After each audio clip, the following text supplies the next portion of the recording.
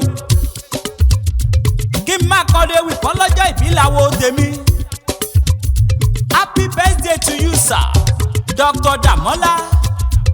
akíkanjú ẹ̀já nìwọ́ jẹ́ ọ̀rọ̀ dandan níyìn ọkùnrin Dr. mọ́jọ́yìn okú ọdún o ọ̀pọ̀ lẹ́jọ́ délé ayé lọ́jọ́ kan náà tí wọn ò sí ilé ayé mọ́. Bàmí abọ́dúpẹ́ lọ́wọ́ Olúwa Elédùmarè ọba tó dọ́ sáyé tí ó sì dá ọ̀dà ọba ńlá lágbára gíga tó tún mú kó rọ́dún. ọmọ rẹ̀ yín jajá ògùn Oǹdó ṣe bẹ́ẹ̀ lẹ́yìn òní jajá mọ́ ọ̀jàjà ńlá mọ̀ pé yín bó dọ̀la ọmọ èjì ní gbé ará ògùn mọ̀ so ọmọ àdọ́kọ̀ níbi owó gbé so mo dọ́kọ̀ lórí ìràwé kí yẹn rìn ó mọ̀ dán sí i. ọmọ dagele àṣà wọn ò dagele àṣà ọmọ dáfìlà àṣà wọn ò dáfìlà àṣà ọmọ màmá Abímbọ́lá ọmọ Oǹdó ẹ̀kímògùn ọmọ ń gbẹ̀yìn máa wọlé mọ́ràbá onílọ́dún rẹ onígbàgbọ́ òdodo ẹ̀gbọ́n Bọ́lá ọmọ ń gbẹ̀yìn ẹ̀gbọ́n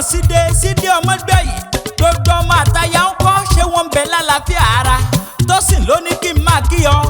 ó ní kí n máa sọ wípé happy birthday to you sir big daddy ọ̀sẹ̀ yìí ṣàmọ́dún ọdún ayọ̀ ló máa ṣe ọlọ́jọ́ ìbí ò ní fojú sunkún ọmọ ò ní fojú sunkún aya ikú ò ní pa yẹ ó bí ẹ ìwọ ti kára rẹ ò ní fọjọ́ ọlọ́jọ́ lọ wà á kéré òkè òkun délé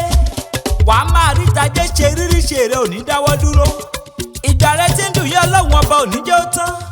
ilé iṣẹ́ rẹ ò ní jóná ò ní dẹ́bọ̀ rúbi ò ní daṣọ ẹlẹ́yàbora Dr. Damola ọmọgbẹ̀yẹ sàmí kò dé tó àdúrà mi Apataewi lèmi ń jẹ́ tẹ́ bá lẹ́ni tó fẹ́ kàn sí mi